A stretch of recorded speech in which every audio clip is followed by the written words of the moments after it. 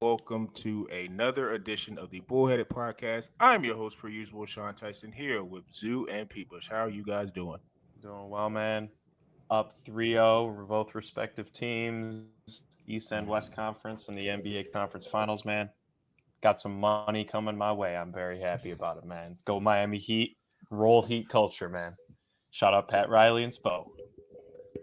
Yeah, not gonna lie, man. I sort of hopped on the Miami Heat bandwagon the last two games, man. I saw the plus money, plus 550, man, plus 300 money line. I'm like, these are some 50-50 games, man. You give me those odds, I can't resist. Cash them both, man. It's a beautiful thing. Jimmy Butler. I can't believe the Bulls let this brother go, man, for Chris Dunn and Lauri Markkanen, man. I can't believe that day happened.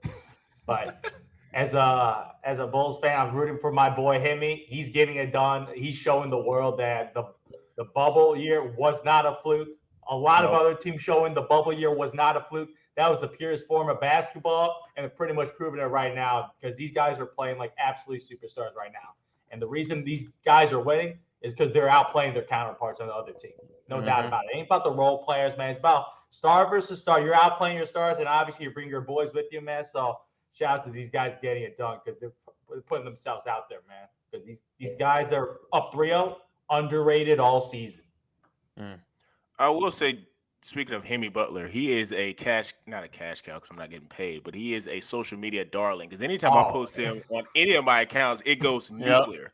Like more than any other star. Like it's Jimmy Butler is, I kind of almost feeling like some would say like the fan favorite, but he's definitely like the social media favorite. Grant, I will say Grant Williams helped with that on, I think that was Friday night, Thursday night. I think that was when it was. That definitely helped, man, because it just kind of give me a little bit of, because right when I saw that, I was like, this is money. Like, I'm going to be able to put this, and this is just going to get a lot of engagement because Grant did what he did. But, yeah, speaking of the conference finals, man, it's been a, lackluster effort for two of the four teams. And say that, a lot of people were, kind of maybe 50-50 with Lakers and Nuggets. And for the most part, those series have been competitive.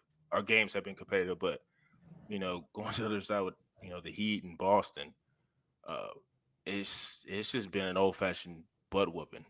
And, I wanted to ask the guys, what are their thoughts on the conference finals so far? And, Zoo, I'm going to start with you on this one. Man, as an avid fan of my boy Joker, the best player in the world right now, man. He got a sidekick, man. I'm telling you, this Jamal Murray, man. We got to scrap Bubble Murray. It's playoff Murray.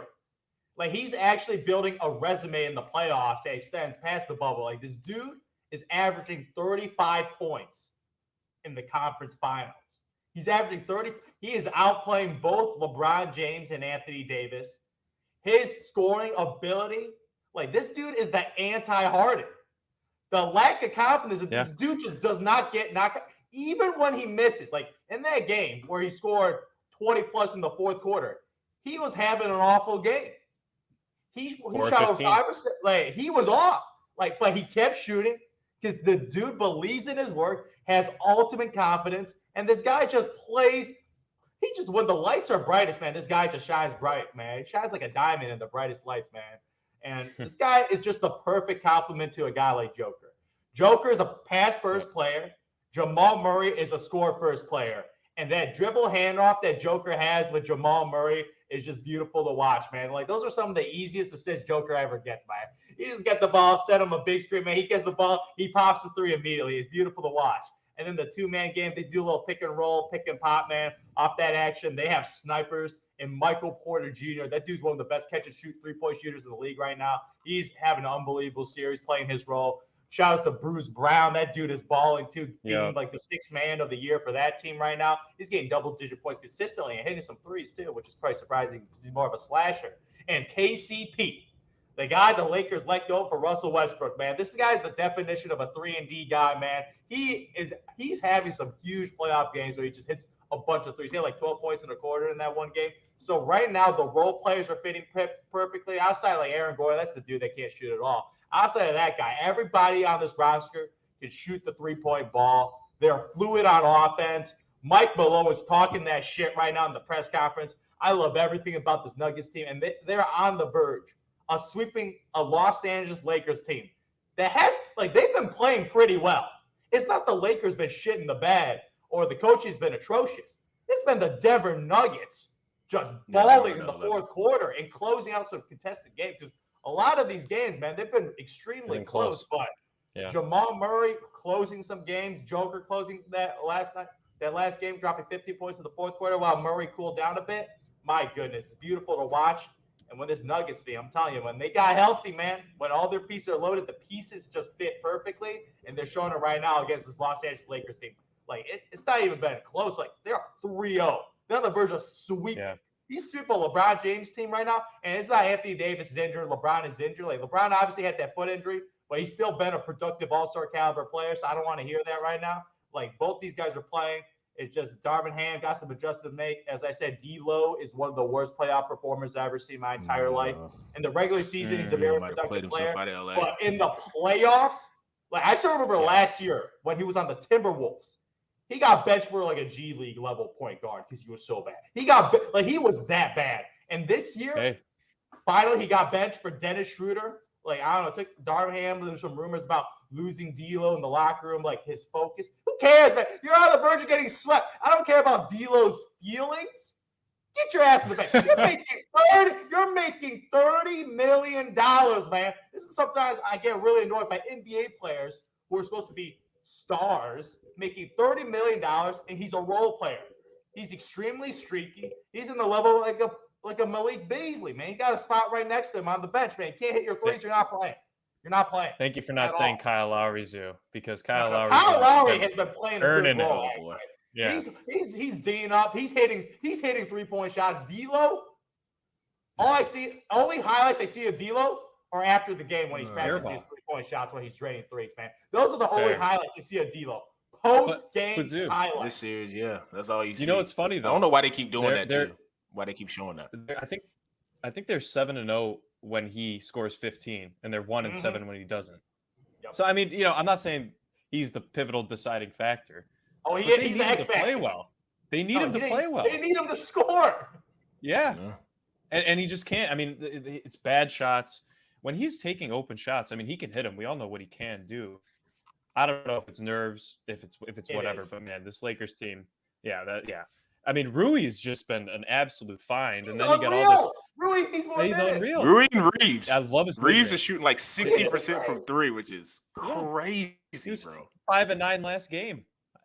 I'm included him in my parlay for tonight, man. 2+ 3-pointers for Austin Reeves, man. That might be an easy cash. That's an easy cash. Easy cash. But yeah, man, Zoo, I'm gonna echo everything you got to say about this series, man. I thought, I will say, and Sean, going back 2 weeks here, this AD, Jokic argument that we had. AD has played great defensively in this series. Jokic has struggled. He has not been shooting the 57, 58, 60% that he usually shoots. He's getting under 50%. AD's getting a couple blocks per game. Another aspect of the parlay that is put in tonight, 2 blocks plus for AD. Fingers crossed, man. But that offensive inconsistency, man. That game too. I don't even know what to say. He was missing every little bunny layup, little floaters. AD just dunked. He shot his wad in the game one with 40. That's why. That was the inconsistency. That was he it. Shot his wad and it wasn't enough. Exactly. Yeah. So it was 40, and then he's back down. He had a decent game in game 3. I think he had 28. But man, the thing that's really annoyed me is LeBron relying on his 3-point shot, man. I know he's probably tired at this point. He's tired. It's been a long season. He's getting old. But if you're going to go 0 for 6, 0 for 7, man, maybe just realize that, hey, your boy Austin Reeves, I know he trusts him a lot, and he actually does give him a lot of leeway. The man's 5 for 9 from 3-point. Maybe swing it around. Get it to some of the other guys that are making better shots. I don't know, man. I just think LeBron realizes that he needs to do a lot in order for this team to beat the Nuggets, who are at a different level this year. But, man, it's tough to watch because you are seeing a bit of the decline. But I think it is a lot with age and just tiredness, man. He's had to do a lot this year, even with the injury that he had towards the end of the season. They still need LeBron to be not necessarily where we've seen him in years past, but he needs to be stepping up a little bit more. But it's 3-0, man. I don't see anybody coming back from this. Yeah, his lack of explosiveness, man. You just see it, the eye test, man. He's just not as fast. Can't blow by anyone. And even when he gets to the rim, he's missing bunnies. Obviously, you guys see that missed He was attempting that scoop dunk. The Obviously, D losing the Rose ball. MSG. Yeah, he man. was trying to do the D Rose against the Celtics dunk, man. He tried to pull that off, obviously missing that. He blew a couple of layups in the clutch. Like he had a missed layup that would have tied the game. Like he missed a lot of bunnies at the rim. And I'm going to attribute some of that to age, obviously, and his explosive, some of it to the foot injury that he suffered right before the playoffs. So those are two main factors of his lack of explosiveness and probably why he's relying on the three-point shot. But he's been one of the worst three-point shooters in the playoffs this season. Like, he's been god-awful. And I'm the Nuggets. I would applaud him to keep shooting threes, man. Like, Yeah, absolutely. like, Jesus Christ. Like, he's not shooting any threes, obviously. D'Lo not hitting threes. Like, shout out to Rui Hachimura and Austin Reeves because they are playing their role to a T. Like, those guys are going to get paid. Yep. Those guys are going to get paid. Because Rui Hachimura as a catch-and-shoot guy that can also play physical defense as a bigger 6'7", 6'8" wing, he's been a terrific player that can fit on a lot of rosters. Like, there's going to be a lot of suitors that be like, if we get this Rui Hachimura guy, he could fit on every NBA makes you team. wonder what was a wing. Makes you wonder what was going on in Washington. Like, maybe it was just, I don't know. Bradley Beal. Kuzma kind of just dimmed that star. Like, yeah, that Bradley Beal, yeah, he's a star there. So I guess everything goes through him. But you know, like I've been saying, he's a top 10, top 12 pick. Like, he has the talent. So I mean, I think if you're a Lakers fan, you're looking at this like, well, we do know who we're gonna pay, and we know who. And I mean, I think they've already made the decision. We're not gonna pay. But yeah, I think D'Lo kind of played himself out of it. I think Kyrie's like gonna get a lot of media thing, but if I'm LA, I would not do that, because then you're gonna put yourself in relying on a Kyrie, AD, LeBron, and just a bunch of filler players. Like, that's just not gonna work. Mm-hmm. And you see this formula of like having, like when you got a scenario where you got Reeves, who, I mean, we just gotta give it up. He's a legitimate guy now. Like, he's a guy that's gonna get 20+ million, and it might be hard for the Lakers to match because he might get a nice contract from somebody else because he's playing like a guy who's want to be a co-star next to another star somewhere. Like, that's how he's playing. Now, Rui, I think, is going to need a little bit more time to become a stronger, like, force in terms of offensively becoming a go-to scorer. But defensively, like Zoo was saying, he's there. But to me, the story of we knew what Jokic was going to do, but Murray, like, his whole just burst of offense is what has really changed the series. Because, like, even in that game, too, you know, he didn't play as well, but that fourth quarter where he just went off, that kind of was, and I was talking to Zoo like after the pod. I was like, if LA doesn't get that split, the series is over.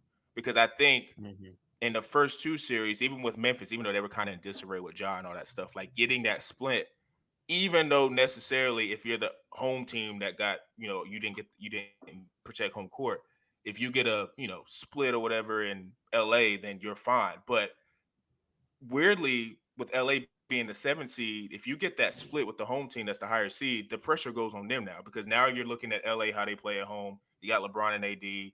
You're going to have a little bit more momentum versus with the Nuggets. They're already the number 1 seed. They got those first. I think if they would have lost the second game, I think the Nuggets would still have control of the series, but it might be a little different.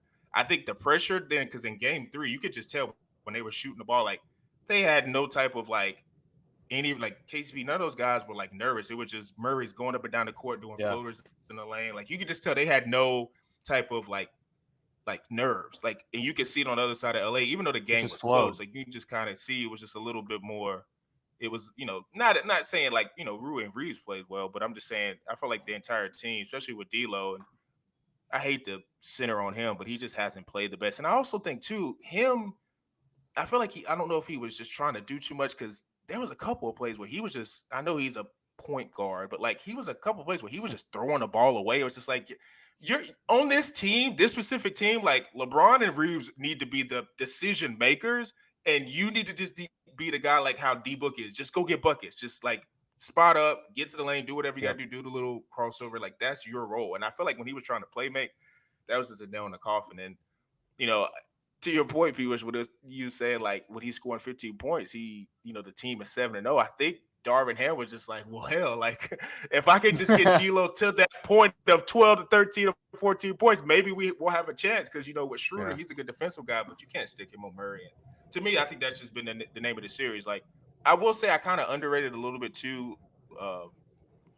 Denver's supporting cast, but I don't want to say that because they've been playing this well all year, all season. I just think Murray matching the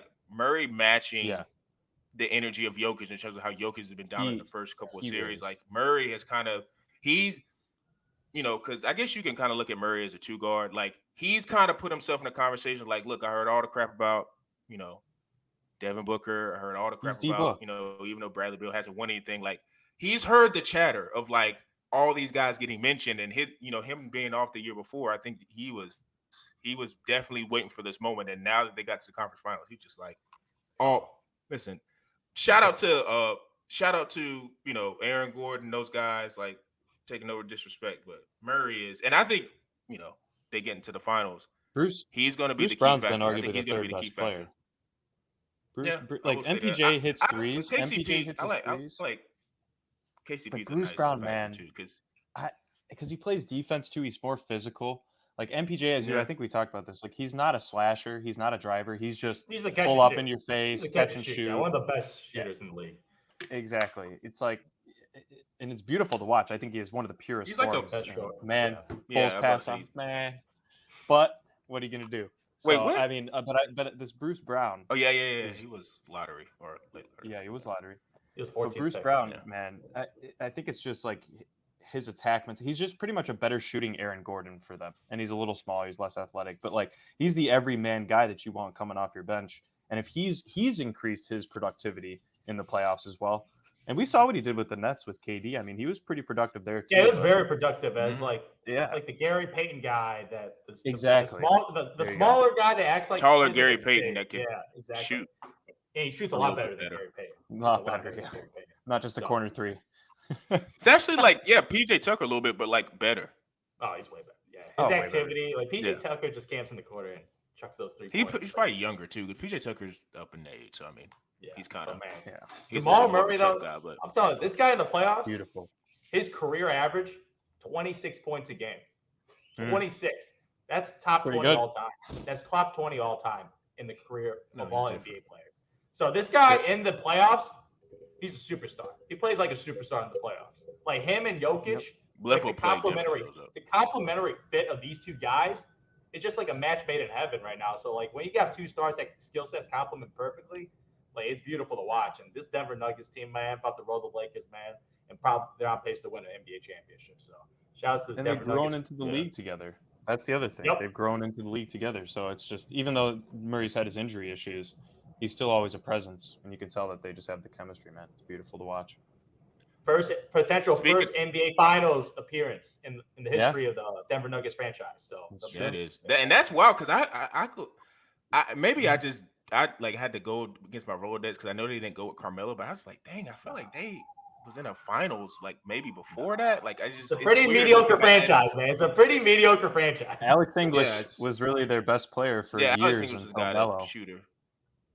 Yeah, He was Which is- nasty. it's just Quiet, wild. I don't underrated superstar from back in the day. But yeah.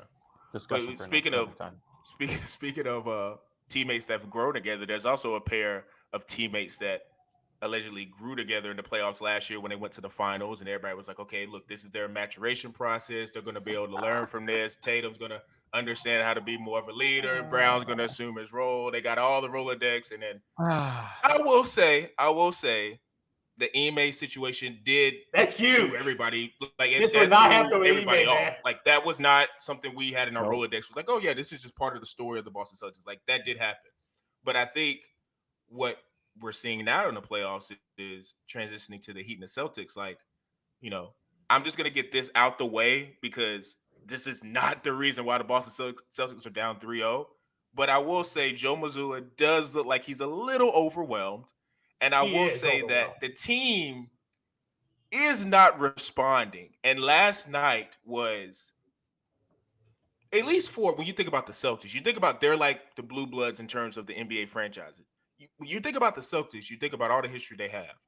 Like, you do not think of a Boston Celtics team looking how they did last night just in terms of effort, not even just the score. You get blown out. But in terms of just effort, where I see Peyton Pritchard at the beginning of the fourth quarter running, like, what?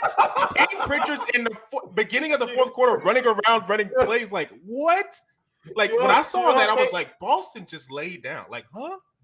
You know what Payne Yeah. Pritchard is? The white flag, man. That's the white flag. Yeah. The game's Quite over. literally. Game's What? over. I was just Man. like, what? Like that, No, that you're was right. just so shocking to see. It was Larry Bird Bill Russell, rest his soul, even though Larry Bird's still alive. Bill Russell, any of the Pantheon greats that played for the Celtics were rolling over in their grave watching that game last night. They were so disgusted watching him. So I'll just get Missoula out. Like, listen, he's been overmatched, but to me, that is not the reason why they're. It was a bad situation because, like, speaking of Missoula, he was put in last second. Like, legit, all the coaching search was over. Like, that inmate situation obviously happened. Like, training camp's about to start, so they just plucked the guy off the bench pretty much. He was like behind the second row because, like, out of the experienced like assistant coaches, Will Hardy, the dude went to Utah. Like, he's doing pretty well in Utah right now. So obviously, the more experienced coach, they were seasoning him up. Obviously, him and Danny Ainge connection, they popped him over there. He's doing a terrific job over there. So out of the experience, like even assistant coaches, that was the dude that they were grooming. But he went to another situation. Like they probably like, God damn, maybe get this brother, kept him for a couple more months, man. He would have been the head coach, and he probably would be doing a lot better job because dude, Missoula's 34. Yeah, he's young. He's super young. There's a lot of NBA players that are older than this dude. And Al Horford's 2 years older than him. Yeah. I'm like, legit. I'm like, and like the dude has like zero NBA coaching experience. Like he just has barely any experience as a head coach. And you want to coach a team that went to the NBA Finals. And then freaking Ime Udoka, had an unbelievable coaching season. And that dude's sitting on the bench for a while. So obviously he was just not ready for the situation. Obviously he's getting exposed by Eric Spoelstra right now, who's doing an unbelievable. Like Eric Spoelstra, man, like when he's top 15, he a real top 15 because that dude is doing unbelievable with Jimmy Butler, Bam Adebayo, and the role players, aka the undraftees. Man, they are getting it done, and the way they built the system around Jimmy Butler as a primary ball handler and the shooters, man, is beautiful to watch. It is beautiful to watch because. My goodness, they shot 50% Gabe Vincent, man, he goes shoot like some Steph Curry. 29. He just pulls up, man, fast break pull-ups, man. God, it is incredible to watch, man. So what the Miami Heat have embarrassed the Celtics, man. Like I knew the series would be close, but I didn't think it was gonna be an embarrassment like this. Because like Miami Heat, man, like talent-wise, I would say I think objectively the Celtics have more talent on their side of things and more experience pretty close too. But Jimmy Butler without Tyler Hero too, probably was their third best player, getting it done with a bunch of scraps. Unbelievable, man. Unbelievable. Yeah. Shout out to Duncan Robinson, man, because he did not play, and obviously Spoelstra had to put him in to replace Tyler Hero, and he's been unbelievable. He had that, and Oladipo too. So Duncan Robinson off the bench has been hitting threes and had a nice little lob to Bam Adebayo. So shout out to the Miami Heat, man. That Heat culture, that coaching, and Jimmy, man, Jimmy Butler, man. That boy a dog, man. I miss you so much, boy. I miss you so much. So did the Timberwolves and so did the Sixers, too. So. Imagine him on the Sixers, man. They would have an NBA Finals appearance, at least. Probably, at least. Him and Embiid would be a nice combo. Yeah, I mean, I'm looking at this series, man. Obviously, super happy with the outcome so far. Obviously, you've been watching the pod for a while. You know, I've kind of ridden the Miami Heat the past couple of years, and I mean, they were the number one seed last year, right? And pretty much the same roster. Like same roster. Obviously, like maybe plus or minus one player. Very similar roster. They had the injuries, but man, they've had guys just step up. And I think one of the things that I've caught on, and I think I know for a fact he did not miss a shot in the first two games. Robert Williams. We've always talked about him as kind of being like the anchor for that Celtics side. They always need him. You know, his injuries have caused some hesitation for some. If you're a betting man or woman, you know. Oh, Robert Williams is out. You know, I don't know if the Celtics really going to be that much of a glue on the defensive side. But, man, against this Heat team, with Bam being their biggest dude, he is a liability on the defensive side. Because Bam, I mean, you saw what he did to just Jaylen Brown yesterday on that spin cycle dunk, man. He just abused him. You expect Robert Williams to step out and, you know, face guard Caleb Martin when they go on a switch and he just pulls up in his face or drives by him. I mean, Caleb Martin, I think a lot of people were assuming that, he's going to be hitting some nice threes. Dude, that man finishes really well around the rim. I mean, he's made some tough shots, tough drives, and layups that I really wasn't expecting. And like you said, Zoo, Duncan Robinson, obviously last night it was a blowout. It was pretty much set by halftime. I think they were up 20 at half. All they had to do was come out with a bit of a surge in the third quarter and really close that game out. But Duncan putting up 22, hitting, I think, how many threes did he hit? 5 threes? Five threes on 71% shooting. And that's huge. I mean, they shot as a team. I think they shot 54% from three as a team yesterday. I mean, I don't care how well you're playing. Silly. That is silly. I don't care how well. Even if the Celtics played a near perfect game, I still think they would have lost that game because they were just that hot. And the fact that I know it's obviously not that big of a deal because they are up 3-0 and we'll be seeing Game 4, potentially a sweep tomorrow. But their ability to just take this Celtics team out and give Jimmy and Bam the ability to sit from like the mid third quarter onwards and not come back in the game, that's huge because I know they keep saying this on a lot of the ESPN shows or whatever, Inside OT after on TNT games, but you don't want to give them any momentum. The Celtics, obviously, I think that was more of a Game 3 point. Like, hey, you guys need to win Game 3 so that they can't kind of make it 2-1 and potentially force a tied series going back to Boston. But you still want to take this in 4 games because your opponent, probably going to be the Nuggets, is likely going to clean up tonight. I think they will. Yeah. If anything, it might go 5. I think you could echo the same thing for the Heat Celtics. But you want as much time as possible, especially with a guy like Jimmy Butler, man, who's playing at least 41 minutes a game besides this past Game 3.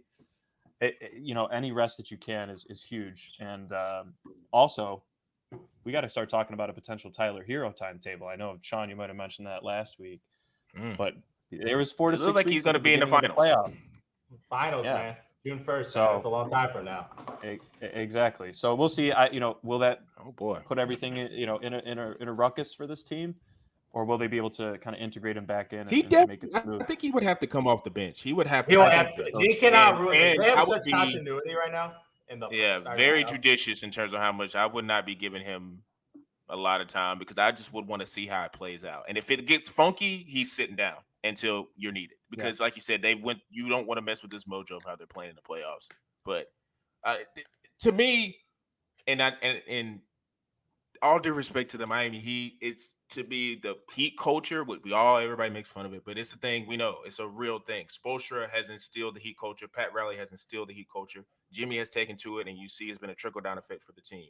But I still think it's a huge indictment on Boston. Like, I was looking back because I follow the NBA history page on IG, and I was like, anytime it's a date, it goes through like this happened on this date, however many years ago. Like, we probably know this because we follow the sport, but it's like, I don't know how many people recognize like this core of Tatum, Smart, and Brown has been together since LeBron was in his second stint at Cleveland. Like that 2018 scene, like when they basically took LeBron 7 games. That's how long this core, that little nucleus has been together. Now everything around it has changed, but that nucleus has been together. So if they do get swept, one of those 3 has to go. They cannot go back the same next year. Somebody out of that group has to go. It could be Smart, and they could keep the core. Somebody has to go. Yeah. Somebody has to go. But if I'm the Celtics right now. Wait, let me finish this point though. Like, the reason why I say that is because of not the physical, not the we know they got the dudes. It's the how do you come back from being swept from 4-0 when literally Jaylen Brown, who, all due respect, all NBA, has been considered a two-way player, has been a no-show on defense. God awful.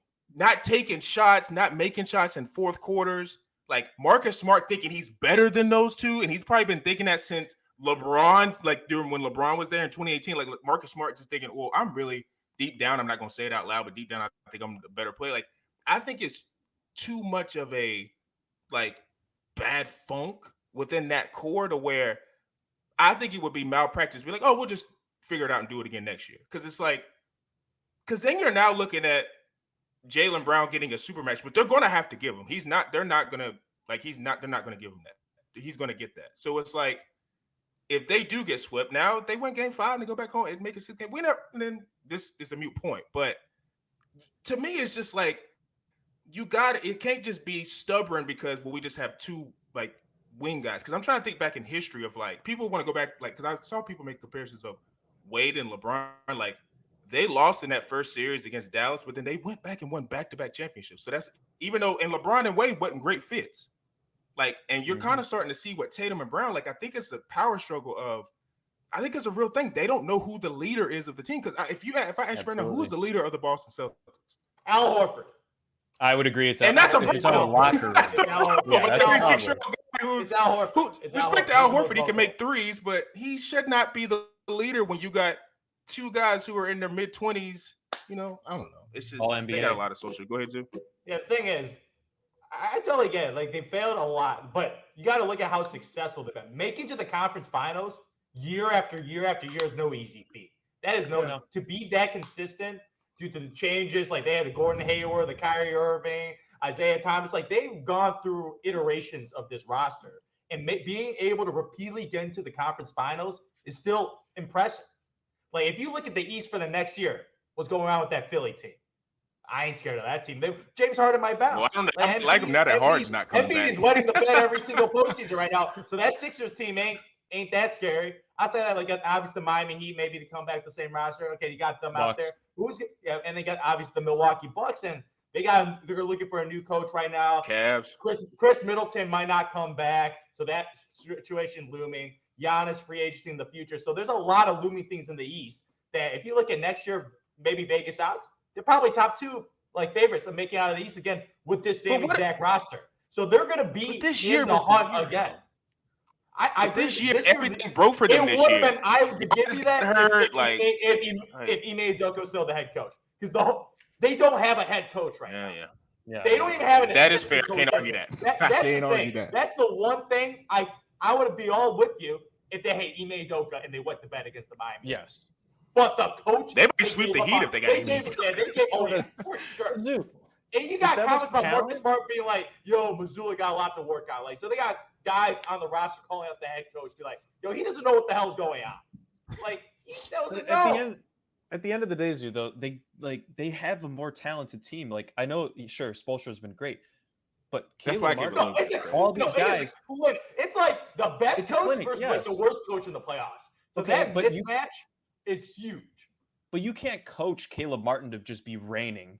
You can't coach Duncan Robinson to be making nearly every three he's taking. They also got to be good as players. You know why? The Celtics players are being subpar. The reason they're hitting so many threes is because the defensive rotations has not been good in the playoffs. A lot of that. Jaylen Brown also kind of that's been surprising. Like you got to have some pride as a player. You're an All NBA player. Like why is he not picking a guy like this? I mean, maybe Butler might be hard to contain, but like Jaylen Brown should take it personal that Caleb Martin is just doing whatever he wants to do. Exactly. Like that's he should take that first. I'm saying the defense is not playing as well, and it's the same exact roster. And a lot of that is coaching. A lot of defensive rotations. Like they have the talent. So how much percent would you put on it if you had to do out of 100? How much percent would you put on it? Missoula, I put like 85% on Missoula. The coaching. 85? I could maybe if you would have said 50. Because I give you that 85. Tatum is not a natural leader. I give you that. Tatum is just he doesn't have that intangible that certain guys like the field goal in the fourth quarter. Jimmy Butler. He doesn't have the intangible. He got that AD intangible, man. He's a beta, man. Really, that's what he is. And personality wise, that's who he is. And that's inconsistency, I can see that. He's got a lot of AD with the inconsistent yeah, play. He's a beta in his personality, man. He's a beta, man. He ain't no alpha. He ain't no Jimmy Butler, woof, man. That dude a dog, man. That dude, Jason Tatum got a little puppy in him. Superstar talent, but he got a little puppy intangibles in him. But obviously, the Jaylen Brown situation is pretty, like, way he talks about Boston Celtics fans, how he doesn't really like them. He doesn't talk shit about the city. Like, that is a huge thing that I'm like, I don't like that. I don't like that. You don't hear about that like any other place right now. There's a high in the playoffs right now outside of D'Lo. But Jaylen Brown right now, like, that is worrisome. But you got to give him the Supermax, and then you can leverage him in a trade. Yeah, you have to. You give him the Supermax, and you trade him in the future. Like, don't even try to negotiate, because if you lose him as an asset, that would be a massive loss, and you could flip Jaylen Brown for an all-star in his prime. Yeah, so if there's a star that demands a trade, Jaylen Brown, try to rebuild a young team, he's the perfect asset to flip. So give him the Supermax, and then you can figure out the situation later, right? But if he wants to stay, man, get a new head coach. Nick Nurse is on the market. I'm trying to get Nick Nurse right now, man, because I think he's an unbelievable head coach. Not Doc Rivers? Back home? Oh, Homecoming. Man, you the homecoming song. God, this Doc Rivers situation, man, I get deja vu with this brother, man. Every time he goes to a team, gets an opportunity, he just fails, man. He fails. Like he's like with Doc Rivers, they probably don't even make it to the conference finals, man. He didn't do that once with Philly. I don't know. He didn't do that. He didn't do that once with Philly. He didn't do that once with the Clippers. Like, he has not made the conference finals in two great situations. So that's Doc Rivers trying to not stop it. No, I'm trying to get Nick Nurse right now, man. I'm trying to get Nick Nurse for this team. I feel like Milwaukee Bucks are also going after Nick Nurse right now. So there's going to be a fire sale of championship contenders. I wonder what position. Yeah, I wonder which one he would be like more. In Yeah, favor. I'm like from Like, his perspective. I'm pretty sure who would he's you had wanna some coach? back channel stuff. I'd take Like Boston's he job. might be hearing Boston. like if he's getting assurances about, which I mean, what does that mean nowadays, especially with NBA superstars? They can be telling you, yeah, I'm gonna be here next year and then be in Yeah. another city, a year from now. But that would be interesting to see who he would probably take. I would tend to believe that just because of Giannis being just that, I mean, I think don't he's know, man. I think Somebody he's a Giannis level goes on above Tatum IG, and Brown. man, talking about the Warriors. Some fan asked about the Warriors, man. He's like, Nah, he you ain't going never for know, man. I don't know, man. He You ain't already going won a for the Warriors, bro. championship on Milwaukee. He owes the city nothing. I don't even That's like true. that fit. I don't know. like Giannis that and fit. Steph, man, I like the fit, man. I mean, You can make it work. They would make it work, but it would look weird, especially if like you had to get rid of the It whole would. team. But That would be absurd. That pick Just and because roll, he's man, also been there oh, 9 years. yeah, but it's definitely going to be interesting, assuming that Boston gets dealt with in 4 or 5 games. It's going to be interesting in offseason to see what they do because, like, I think we all agree Jalen's going to get the Supermax. But then if he does get the Supermax, is it kind of a handshake agreement that, look, we're going to sign this and now we can get you where you want to go? Because I still under belief, like, somebody has to go. That's why I put Smart in there, because that nucleus, like, if you're looking at it from Boston's perspective, you're just like, well, I mean, shoot, we still got 2 of the best all NBA wings. Like, I don't want to get rid of them. So let's just switch it up, because they switched everything else up outside of those 3. So it's like, maybe we just need to get rid of Smart, find a sucker that can trade us some, future first rounders or, a nice little 3-and-D wing, whatever. But, we'll see with that. And last but not least, last week we were on Monday and we were not able to see the lottery, but, it happened last Tuesday and it was a lot of discussion. And I'm just go ahead and get my theory out here now. I am a conspiracy theorist with this particular thing. Not a lot of stuff outside of the, whatever people believe in and their theories. Just exclusively with the basketball lottery, the NBA lottery. You cannot tell me that the San Antonio Spurs did not get a little bit of favor, considering that you have Popovich, who he can be whatever, an asshole to the media, but he's well respected around the league. He is that night. By everyone. He really is an asshole, but he's well respected within players, coaches, whatever. He's part of Team USA, whatever. Then you have the foreign aspect of, you have Ginobili, you have Parker, happens to be French. You have all these other players. You had, I don't know, Tim Duncan, one of the greatest power forwards ever, U.S. Virgin Islands. You have all this international flavor. Then out of nowhere, I read an article where it's like, oh, you just happen to have a $500 million facility that's being built that's going to be ready in the next couple of months or a year. And you're telling me that, oh, we think that Victor Wembanyama with the Spurs and Popovich and that trusted organization, because I know Kawhi had his issues, but for the most part, they've been a trusted organization. We don't think that would be a match made in heaven. Like, get out of here. You know what I think? I think Charlotte won it, and they were like, we can't have that. We can't have him with LaMelo running around in Charlotte. I think Charlotte won, and San Antonio got pushed to be the team for Wembanyama. You cannot tell me that was not orchestrated. It makes too much sense. San Antonio has been the franchise that has been the model franchise of the NBA. Everybody, for the most part, likes the San Antonio Spurs. So you can't sit there and tell me that this is all not lined up for that. Like, come on. Like, the Spurs has had you get Tim Duncan, you get David Robinson. Like, what? And then all of a sudden, the lineage of the big man, even though he plays like a guard, the lineage of the 7'5" guy just happens to go to San Antonio. It's rigged. I'm sorry. This right here, let me put the nail in the coffin. It's rigged. Well, to me, it's not like they were like this, like the 7th worst record in the league. They have the top 4 odds of getting it. Yeah, I mean, like top 4 worst odds. I agree. It's pretty chalk. Like, outside of Detroit had the best odds winning. They fell out to 5th. But based on percentage-wise, it was 52% getting the 5th pick, 48% getting top 4. So it was more likely than not for them to get the 5th pick rather than top 4 pick. So those are the odds. I get your point. Come on, P. Bush. I know you with me a little bit on this, P. Bush. Like, San Antonio, Houston, and Charlotte, it was like pretty chalk that it happened. And when it got picked, obviously, like, San Antonio just looked. It did not surprise me. That's what I'm saying. It's to me, it just seems like it's storybook. Why it surprised me? because they're just the luckiest franchise in They NBA are. history with the lottery, man. They are. Getting David I Robinson, wonder why. Tim Duncan, they're just lucky. No, the number one pick, the they're Tim Duncan rarely wasn't in the lottery. But Yeah, if they're wasn't in the lottery, they get the number one pick. They're just lucky. It's a lucky franchise because if it was really rigged, it would have been my Dallas conspiracy theory. They That's would have true. been knocked out. Someone would have popped in as a middle finger to Mark Cuban. When that shit didn't happen, I'm like, oh. But I don't think the league though with the like I know that I understand that theory, but I think with the league that did piss them off, but it ain't going to piss them off to the point where the league is going to deliberately do something to one of their 31 or 32 owners. They're not going to do that. They're not going to do something to where it's going to piss off Mark Cuban, because you got to understand a lot of these owners, like, I mean, I don't know how it is similar to the NFL, but like Roger Goodell works for the owners. Like the owners that if he were to do that to Mark Cuban could get a couple of his other billionaire owner friends and get Adam Silver out of there. He has more power than Adam Silver if he's collected.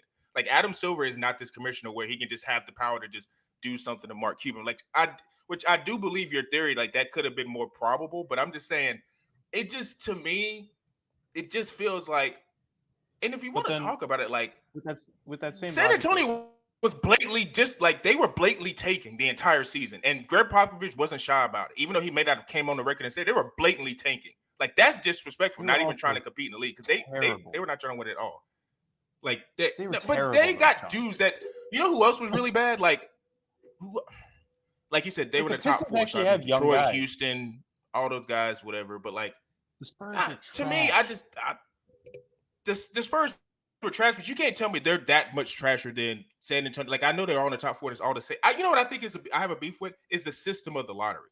Like I do like that it's a night and we get to do it before the playoffs, but I do think it kind of sucks, even though I guess you could say they had the top four odds, but just that whole thing of top four, like I do think it kind of sucks that, you know, a team like Detroit, Houston, whatever, especially teams that don't, you know, you could say Detroit with the bad boy 2.0, they had a system of like having success, but it's just like it's like a franchise like Houston. Like I just feel like if you have the worst record, even though they say it makes it more competitive, but to me it doesn't make it more competitive, because if you're in that top four, you have an equal chance to get number one pick. So if you just are bad for that, however, in that top four range, you're going to have a chance to get the number one pick. So it doesn't really, how they try to say it gives competitive balance.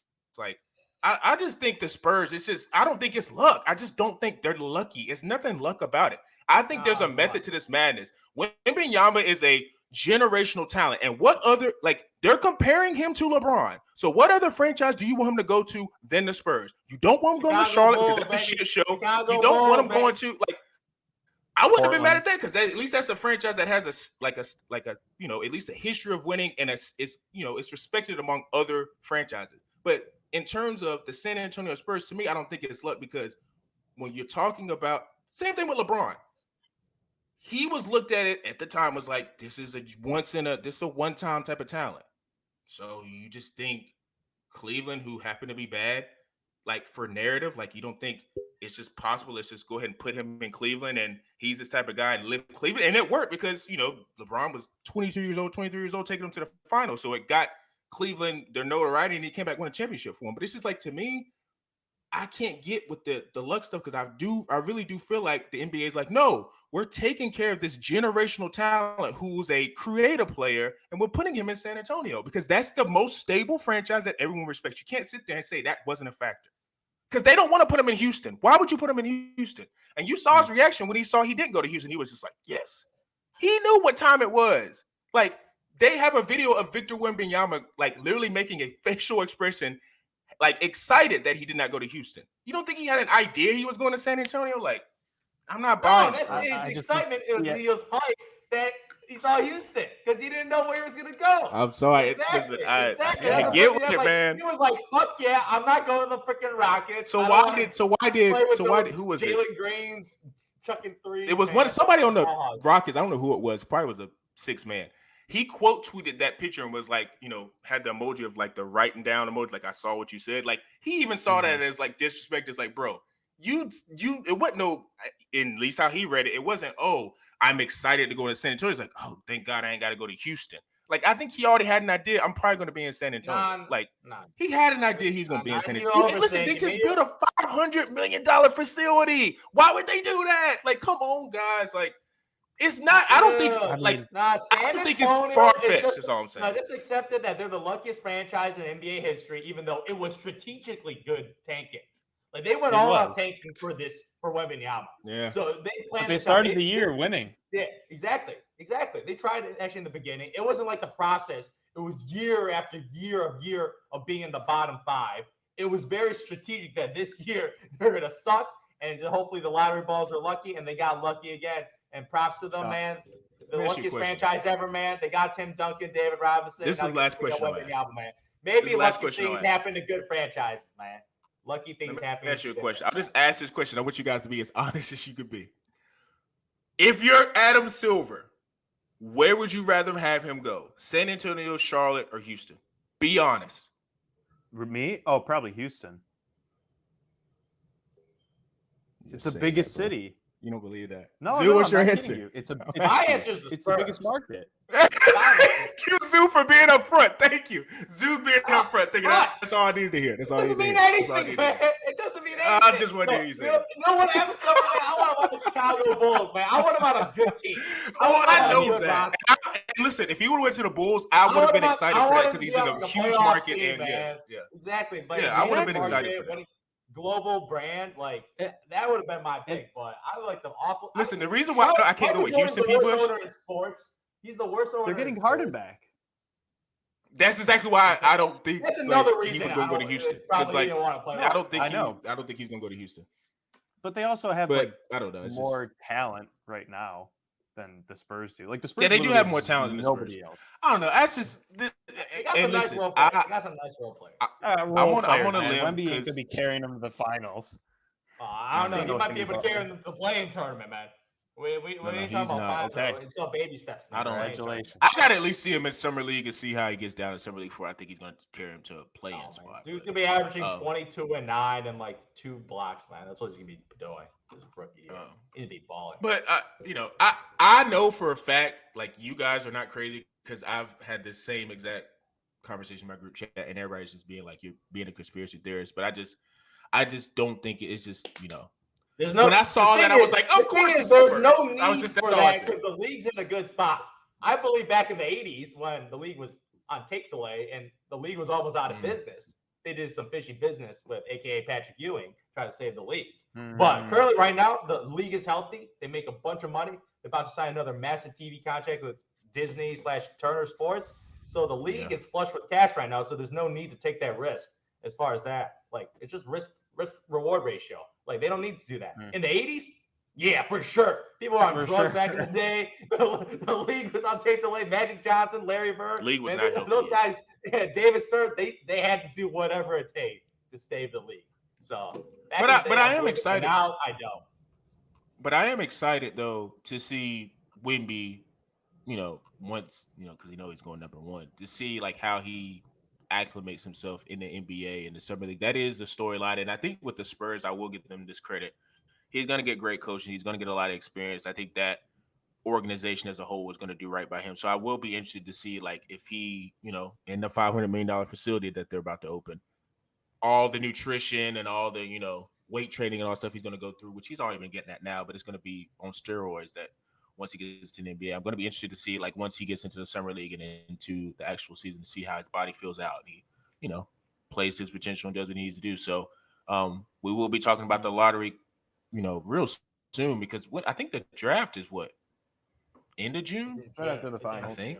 Yeah, it's like Yeah. it's like a couple weeks. It's after so the finals. it's right down the road. So we will be giving in, I guess we'll do a couple pods about a couple player comps because I know we just spent 15, 20 minutes talking about Wemby, but there are other exciting players in this draft. And it's going to be interesting too. I think a lot of teams are going to be trading and trying to get out and trying to figure out what stars they can get on their teams and trade picks for. So make sure you guys tune into that. Bullheaded_pod is where I put all the Instagram posts. Quantro knows is where I put my YouTube videos, edits, all that type of stuff. Spotify, Google Podcasts, Apple Podcasts. Make sure you subscribe. Leave us I'm starting to do polls on there now, so make sure you guys vote on those polls and give us 5-star reviews. And for me, Zoo, and P. Bush, we are out.